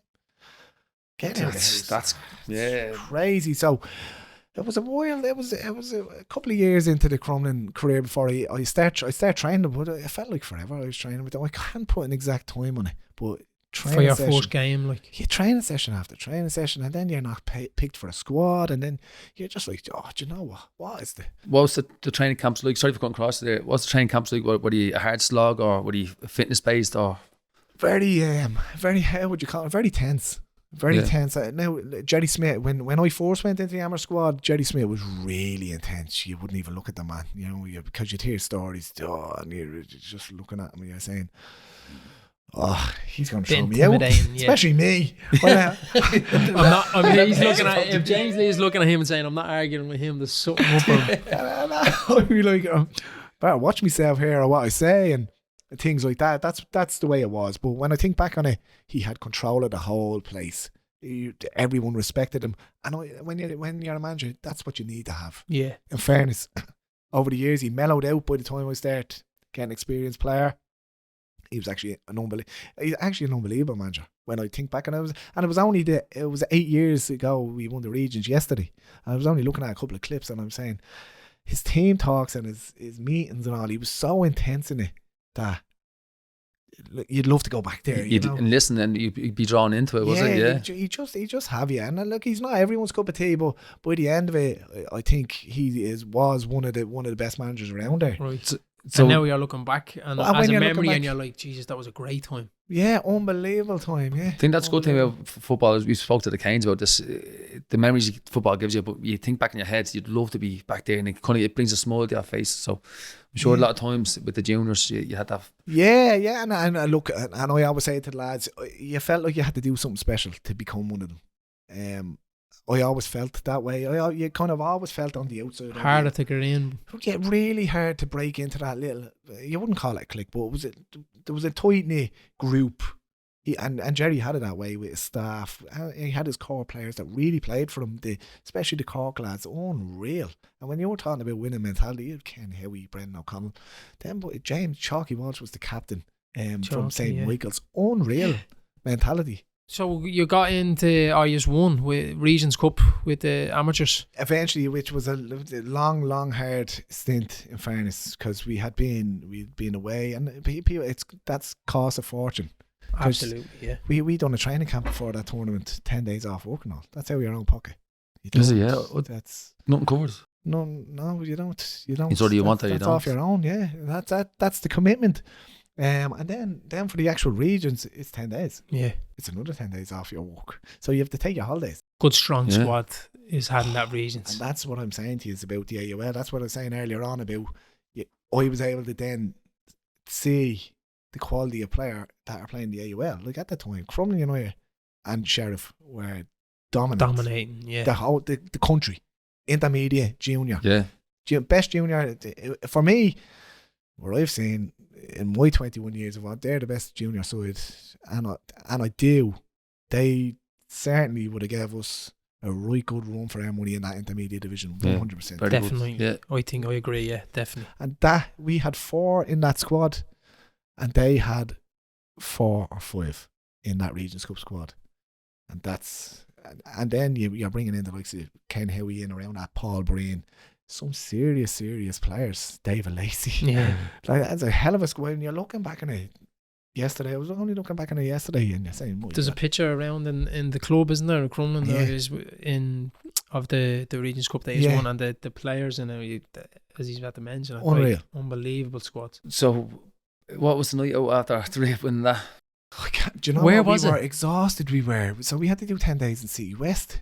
So it's only down the road from me. It was here. And I had a newborn baby. Right. And I'm down the road in City West. Did you lose any players out that couldn't make it through work, or that they wouldn't? Obviously, Danny Loughran, and in fairness, he had a hell of a career in that international side, and he was brilliant in the qualifiers for it. And he couldn't make. I think I can't really remember the ins and outs. Maybe it was his wedding or something along the lines of that.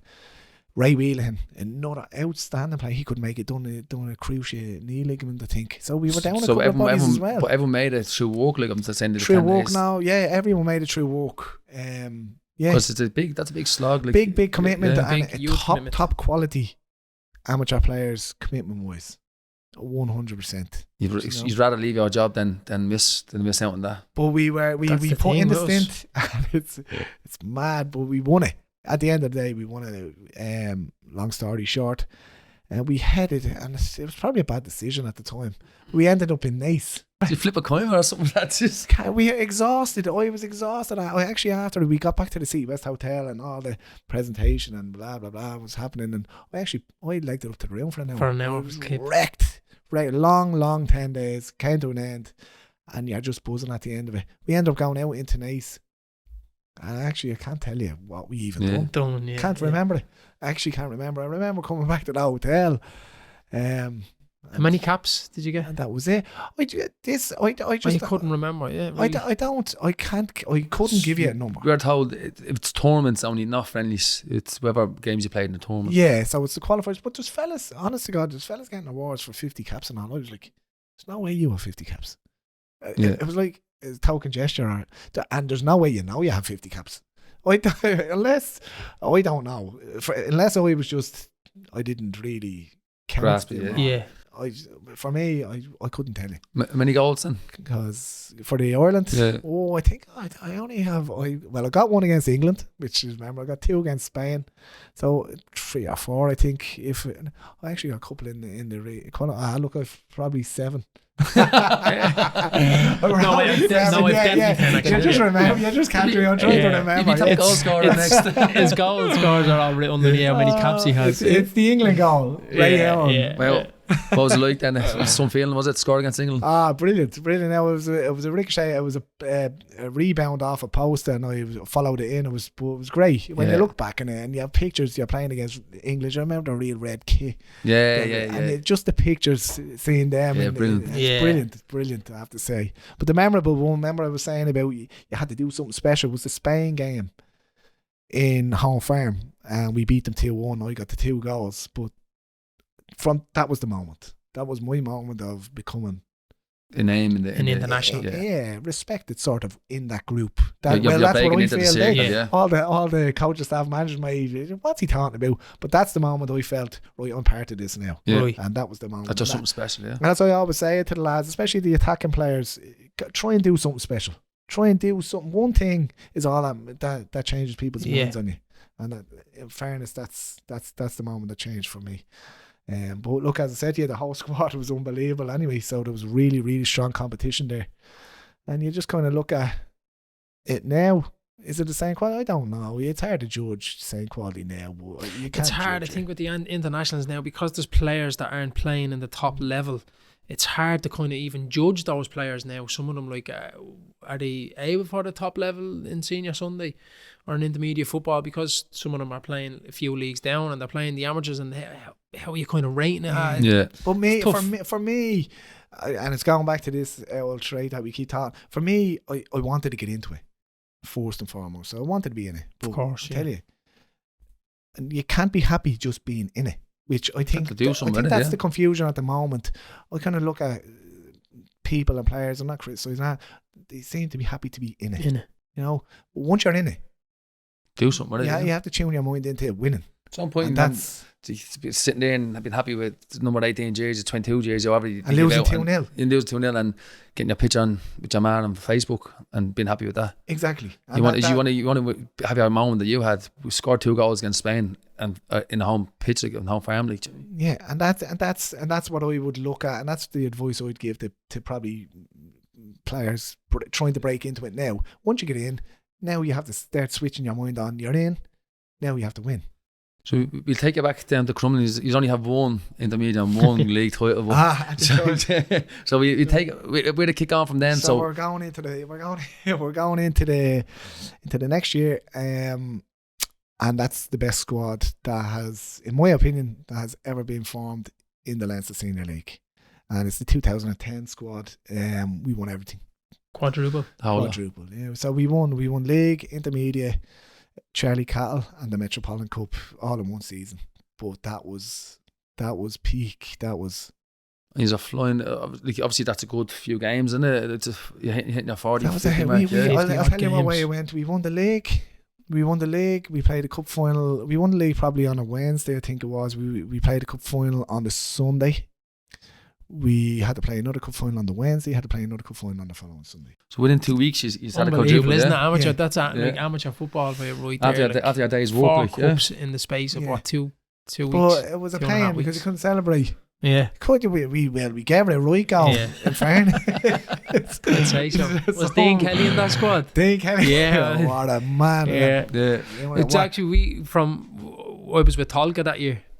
And Dean had left us. Like, Dean, he was obviously banging in the goals with Tolka, and Martin was obviously onto him through the Leinster Senior team and all. But he came into the pre-season, and he was a bit kind of like, will I go over now? I'll stick it at Tolka. But he was always just drifting away, and then when he went in, and everyone was the same, like, what a move. He kicked on, yeah. Went on and won the quadruple then. He was unbelievable that year. That was the best I've ever seen him.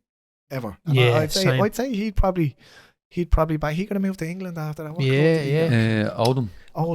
He could have moved. Paul Dickoff. Straight over. Him and Butler, from Crumlin United, Leinster Senior League. He went to Oldham. Yeah. Now he was unbelievable. He got 30 goals. He was actually running amok in the international side at the time as well. Hard man to control as well. We know. But again, you have to give credit to Martin. Martin controlling for one season. I'd say he'd admit that's his best ever football season. Had to be. He was unplayable. Yeah. He was unbelievable. Yeah. So sharp. It's turning them, not about a whip top corner. Dino had everything. Lovely, on him. yeah. He was Unbelievable. strong, Just him heading the ball as well. Oh, great in the air. Yeah. Yeah, right foot, unreal. left foot. Best goal I've ever seen is out there on that pitch out there with banger. It was 2-2. It was in a cup. I think it was a cup semi-final, and it was nip and tuck. He picks up a ball out towards our dugout over the far side, brings it on a couple of years, smashes it into the far top corner, 3-2 win, bang, out of there, hat-trick. He was unbelievable. Yeah, but that's the quadruple year.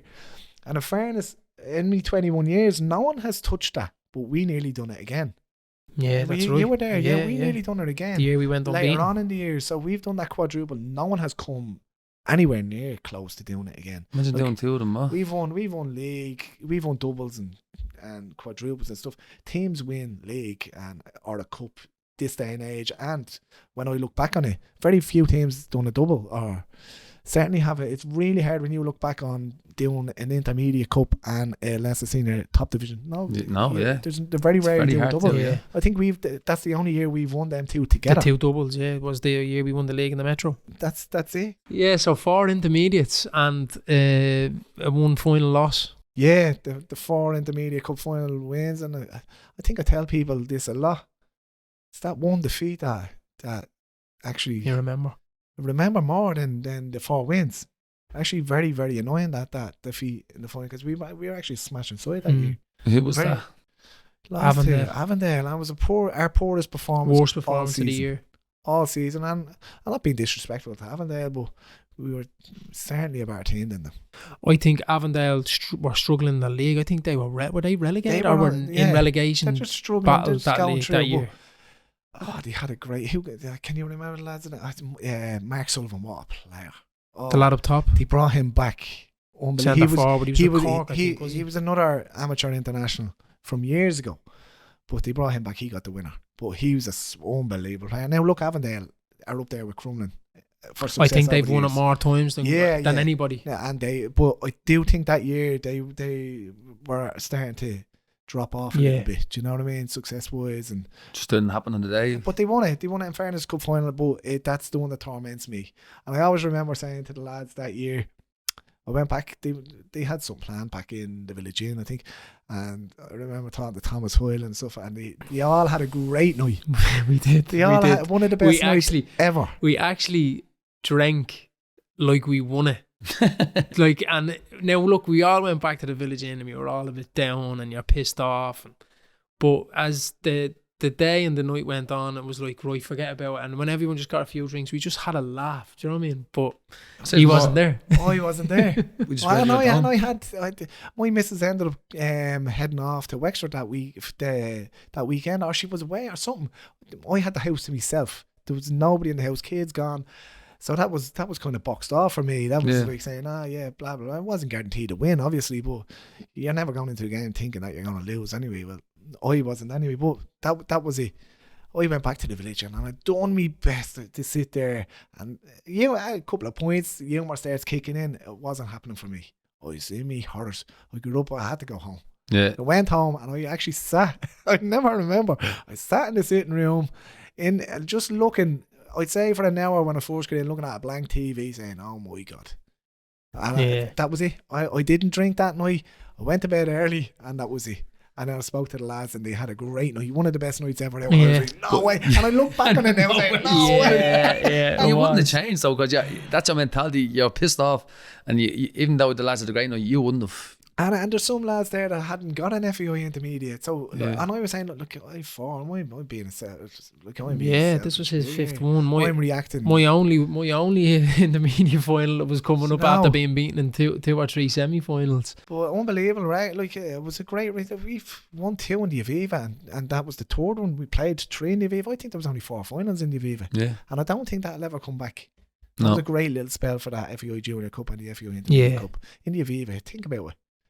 Amateur players, where would you get it? Yeah. Unbelievable. Brilliant, yeah. Unbelievable times. Watching Daz a couple of times already, yeah.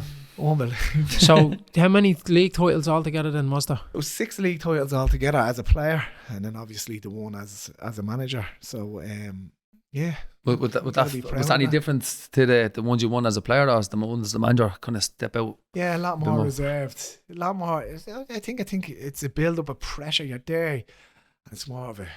Well, I remember that final whistle went, and going into the Bluebell game to win it as a manager, I was like, we knew we were a better team, and you knew you should beat them. But there was always that little part in your head saying, Nothing the in lads football's better- guaranteed, you know. no, the lads better turn up here. It's down in Bluebell, and the history that's gone on. They didn't want us winning it. Still remember that handshake. Oh. Yeah, he was probably watching it in the bar. Yeah. So it was completely different. I actually can't explain it. You're on the pitch, you win it. You know what I mean? You can. I think as a player, you can impact it directly as a player. As a manager, you can't. And sometimes, like if you look myself and have the passion for football, I hate watching football. And I hate obviously being a coach, like, but I hate watching football. I'd rather sit at home and not watch it because you can't do anything about it. No. And it's out of your hands. Like, See, so. the thing is, when you're on the pitch, you need to grab a game by the scruff of the neck. You can't. Yeah. You're a manager. But as a player, when you need it, right, someone needs to kick up the arse here. You could do that on the pitch. You can't do that as a manager. It's a lot harder. It comes across unprofessional. You're trying to show off the fella over the far side. Yeah, and you're always learning as a manager. In fairness, like I'd shout and scream on the pitch, something unbelievable. The teammates that we had probably left because of me. Especially in me earlier days as a player, but as a manager, you can't go on like that. Now sometimes I lose. Obviously, you have to. Well, not that you have to. It's never planned.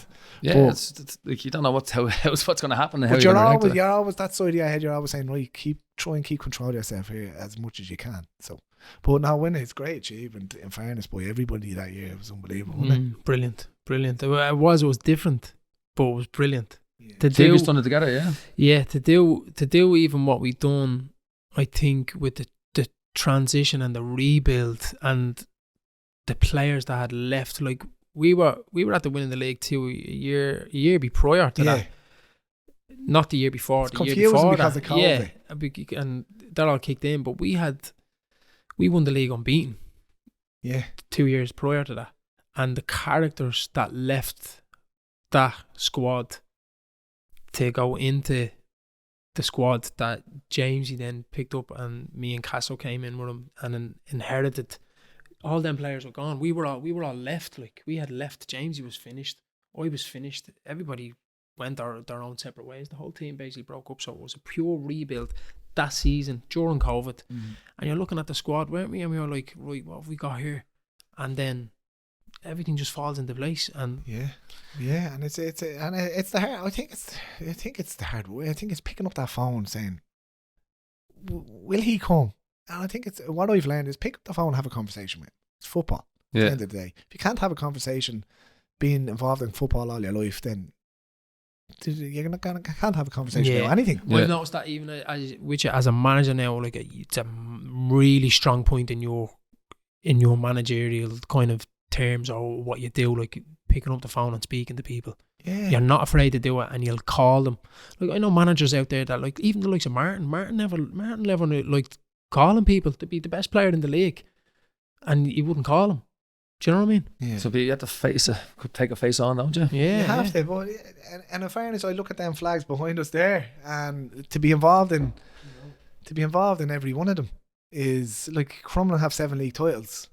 I have 7 league titles. Do you know what I mean? Exactly. So it's in history of the club. It's something to be proud of, I suppose. Just so you know? we're looking at 7 banners with Leinster Senior League champions. That's what we're looking at the moment in here in the hall. And James, you've won 6 as a player and won 7, or won as a manager. Yeah. To be a part of all them. Look at the dates on it. 7 winning titles. It's brilliant. It's well, like you have to be great the to most look at them all.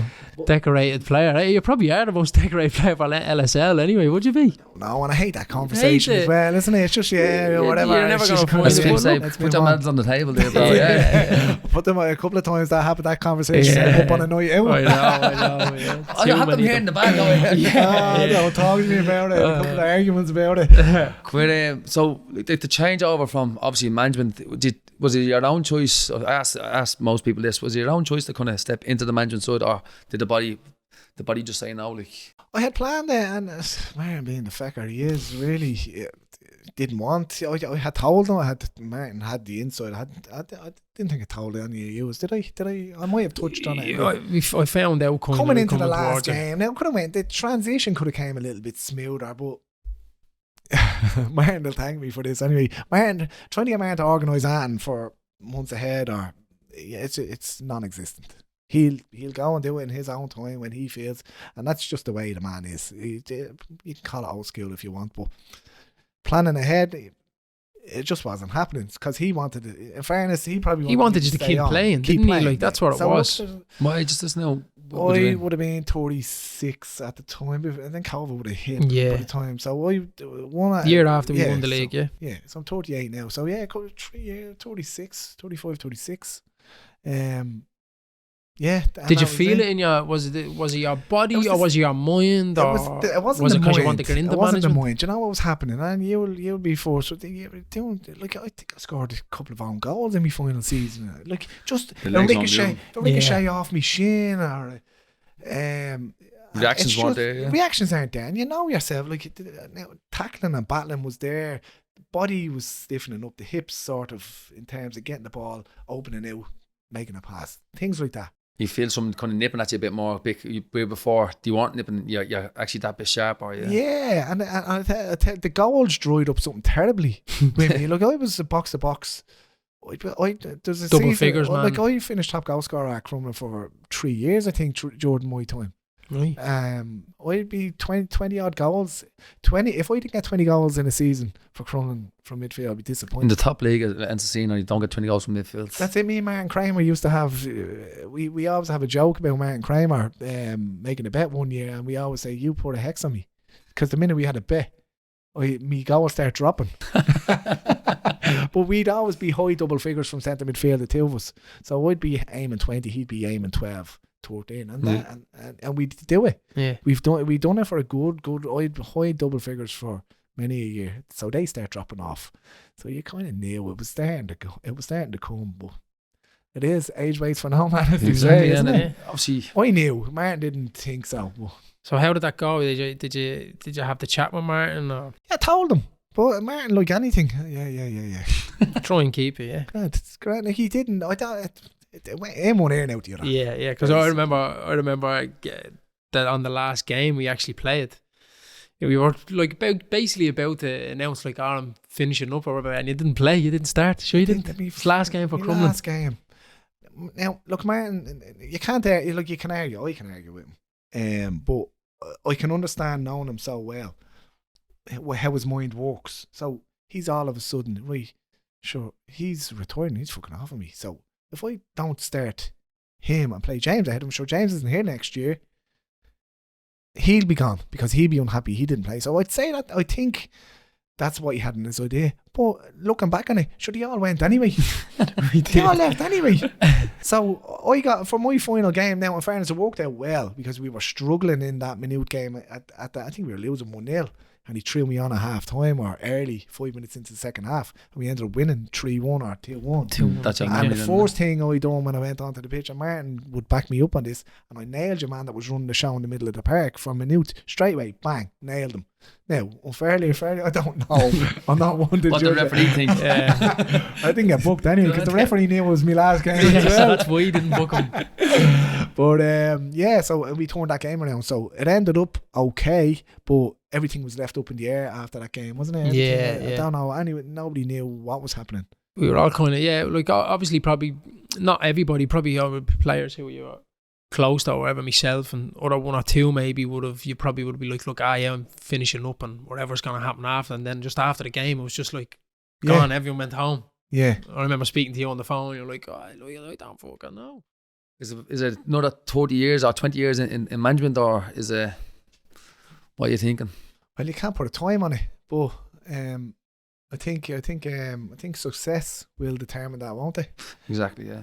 I have a good young group of players now at the moment that could keep me energized for the next 10 years. Yeah, good, yeah. But that is the truth about it. You'll have to wait and you take each season as it comes. This season, going into this season, future wise, yeah, you want to be winning the league again, don't you? Yeah. Confident now. Well, it's still a bit early though, but with the rebuild going on.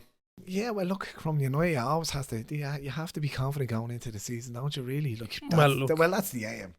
No matter what, when you're Crumlin United, it's the first thing in your mind is you're going to win a league. Yeah, it's the first thing. And the story, yeah, and that's it. But the players were regrouping at the minute. It's looking to be strong enough anyway. The foundation of the team we have going into this season is probably better than what we had going into the start of last season. So we need to build on that. So that's it. Perfect. That was a very eventful career that you have there. That's cool. There's probably a few more tales to tell. Yeah, you could do a part two. Yeah. You'll be at home tonight now, and you'll be like, I never said that. I never mentioned him. Well, Sam, you definitely risk it because. As you said, it's a long out career and a lot of success. So and it's still going, which is great. Yeah. Which is great. You know what I mean? I know what you're like for on football terms. Like the determination, like I think that's what got Crumlin back to winning that league that year when you first came in. Your determination and your high standards, like bringing it in. So it's I can see you managing for a long time at the top level. You can drive it on, and that's what it is. But you look at the seasons that are mixed in upon that. We've quadruples, we've invincible season, and then you've cups upon cups and league titles upon league titles in through that. At the one club. I'd say it was over 15 years of success. Over a span of 14, 15 years, I'd say. With a little the worst couple of decisions was leaving for a couple of times through that short stint. That's right, we never touched on them. No. Yeah. So they're the biggest mistakes. But the move, when I left to go for a season, was probably needed that to come back. And from then on, who was that you went to again? Because you question whether you enjoyed it. Were you too intense? Wanting to win everything at the time.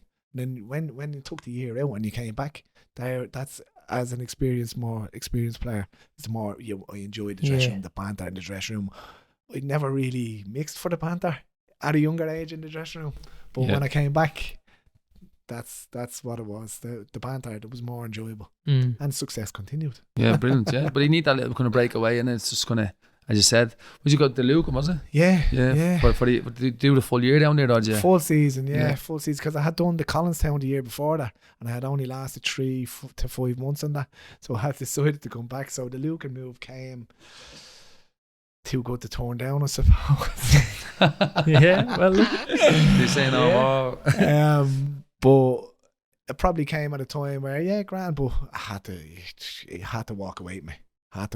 You couldn't. It wasn't about winning, and that's what from the start of this podcast to the end. If you understand, it was always about winning. Yeah, always. And for that 1 year, it's probably a black mark on me copybook, you know. But I think though, it's not about it wasn't winning. It's more about proving to yourself I can do that. And when other people says you can't, your man says you don't play with me. I do play. I will play for you, and you push that till you got it. I haven't won. I want to win the league. You went and won the league. Then you went intermediates. Once you focus yourself something, that's a good trait that you've all through this podcast you've portrayed that, you know. So that's to be honest with you, if I could sum you up, if someone said to me, give me one word that you could describe James with, and the first thing that I'd say is just a winner. That's it, winner. So we go into our little questions here that we do. Controversial, Eddie. Well, it's quick for you. It comes out your answers there. The questions. If you can just stop me from rambling on. Yeah. The questions are all right there, but it's the answers. See how they get on. So we go down. Any regrets? Yeah, that one time leaving, maybe. But you can take the positive out of it. Yeah, that's it. Leaving Jordan in the middle of that stint and thinking that you were finished and ready to retire at the age of 31, 32. My God. And then coming back to Crumlin and winning the league. Playing till you're 35, 36. Exactly. Better than you ever were when you were 30. Best player you played with? Martin Kramer. Without a shadow. I knew you were going to say that. Without a shadow of a doubt. He's best player to play in the Leinster Senior League. We'd be good mates now, obviously. Best mates now with us? Or? Yeah, really good mates. Kids has probably got in the way over the last few years. You know how it is. We're trying to bring up 2 young kids. He's 2 young kids. I have 2 young kids. And family life is kind of any family deals around. We're thereabouts if we can make it. Best manager. It's Martin Loughlin, obviously, hasn't it? As I said, he's probably the only person out there that I probably wouldn't have played an awful lot. I would have argued. I would have moved around, I'd imagine. if it wasn't for him. As I said to you, I'd do my best to start now. I'd turn up for training in me hudders. Yeah. Try starting arguing with him. It's just a bit for you actually went back like home. father and son. You're saying that. And- But and- he's floating around here He's somewhere. So floating around there, yeah, so I better be quiet. He's under the table. Yeah. Best club. It's Crumlin United without a shadow of a doubt, isn't it? Yo. And it still is. Yeah. There you And go, it yeah. still is prominent as ever. 15 years, I would say, and still winning. And Yeah. that's the most important. You can have a blip here and there, but we'll put that right this year, hopefully. So, best 11. Oh, you put me on the spot. I don't believe you. I can't believe you didn't give me the heads up on this one. That's what this is all quick for you. That's why we don't do it. Best 11, we go. So we go formation first, yeah? Formation, I don't even know because you have to catch me off guard with it. So Go, I'll just go. Best I'll 11. I'll just try and jot them out. Goalkeeper was freak of a goalkeeper that I ever played with was like Shane Supper was unbelievable, right? Unreal, right? So he's been across the bar, but in me 11, I'd have to have David Mean because longevity, Desi, Mina, everybody, longevity, leadership, everything had everything. Everything. And still has it. And still has it. And has a quite a good bit of banter as well about him. That took me a while to tune into as well. In my later years, I must have mellowed out with him as well. Defenders, oh my God. Derek Griffin, Paulie McCabe. You just have me on the spot. I don't believe it. We'll follow out a few people over this I now, will. but yeah. Derek Griffin, Paulie McCabe. I don't know. Full. What formation am I going to wear? We go 4-4-2. Go 4-4-2. Fullbacks. Well, I'm going to play centre halves all at the back. Kieran Kenny. It'd have to be close enough to that 2010 squad. Left full. John Nolan. No, Keith O'Brien. Sorry, that is just an ongoing joke about we have with Keith O'Brien and John Nolan, who was the best left full in the league ever. You obviously yourself in midfield, would you? I wouldn't put myself into the team because if I put myself into the team, I'd have to leave out somebody which wouldn't be fair. So in centre midfield, I'd have to go Martin Kramer, Danny Loughran, and Gerro. Brilliant. Centre midfield. So I leave myself out of that. And I let That's a anybody good else. tree. That is a hell of a That's tree. a good tree. That's a hell of a tree. Centre forward. There's so many of them. So you've had Greg Morehouse, you've had Jerry Bambrick. But the best. He was a hard bastard, Jerry Bambrick, wasn't he? Unbelievable. Oh my God. I'm about to sign for Temple Oak with him at 35. Don't be saying that. Play against us. Yeah, I will be. Yeah. Oh, fuck, no place on the half that day. But the best you'd have to go Dean Kelly. You'd have to put Dean Kelly into that. Then you're looking at your wingers. Oh my God! I'm gonna be thinking of this at home later on. I'm gonna say, how did I leave him? How did I forget about him? That's the beauty of it. Early on, Jamie Murphy on the left side, he was unreal. I swear to God, lads, you don't even know him. Robbie Shields we played with as well. He was unbelievable. I'm naming 20. Yeah. There you go. Lucky team there. But yeah, hell of a team. And look, you have to catch me off guard with that, and I'm gonna get stick about that. Well, I'm after forgetting really important people. Lucky Al. Alan McGreal. Alan McGreal is the left side Yes. player on that, without a shadow of a doubt, the best. He'd be high up there beside Martin Kramer, the best player I've played with. Same. Unbelievable. Same. Your best friend in football. Best friend in football, myself. I've had arguments with myself. In football, through the good times, I'd have to say Martin Kramer. Through the good times change, as I said, with families and stuff, but Oh, still there, yeah. but definitely he was there. Even like, in fairness, lads, we all have them, don't we? People bring their problems to training, but I always used football as leave the problems at home. But myself and him, we dealt with everything together, on and off the pitch, stuff at home, stuff in football, and that's how close we were. And Very I think good. it showed on the pitch together as well. I think, do you think your best 11's gonna be hard? Your favourite memory? That's it's a tough one, but the see the first event. Yeah. is always see the first league title out there. That's probably me best memory, especially at Crum, because it's your first league title. It's the one that set the stall out for this club to push on, be so successful. That's probably the best memory of that. International, the Regents Cup has to be up there as well because of the work and the commitment you gave up for it. Yeah. But at Crumlin, definitely that first league title was the one. Was the start. It was the start of success. One player, past or present, that you'd like to have a point with. Past or present? Just one player. Just one. Oh, Paul McCabe. Yeah, he's good crack. Paul McCabe, my God, what a man! What a man! It's the old school lads, the ones that Love them, yeah. Yeah. Now I'd love to name 10 of them. You've gone through an awful lot. Do you know what I mean? The old school lads of winning things, starting off to kicking Crumlin off. Do you know what I mean? To go through it all. Yeah, with them. Paul McCabe, and Paul McCabe was a great man for a point. It ended up he would go all night. Yeah. He would drink all night. Hollow legs. I swear to God, unbelievable. But that's the one. I actually haven't had a point with him in a while, so if he listens to that, maybe he'll He hook up. might reach out. He might reach out. Brilliant. But that's it, yeah. Jamesy, that was That brilliant. is it. Thanks so much for your time. That was, I have to say now, I really Very enjoyed good, that yeah. one. Brilliant. Thanks very much. Cheers. It was a Endless pleasure. trophies. Hopefully I didn't and ramble stories. on. We left out quite a bit of that success. There's too much to Yeah, talk about. yeah, a lot. Part 2 has to be coming, yeah, definitely. Maybe we'll talk about the night. Maybe we'll talk about the night. Maybe we'll talk about the night. Maybe we'll talk about the night. Maybe we'll talk about the night. Maybe we'll talk about the night. Maybe we'll talk about the night. Maybe we'll talk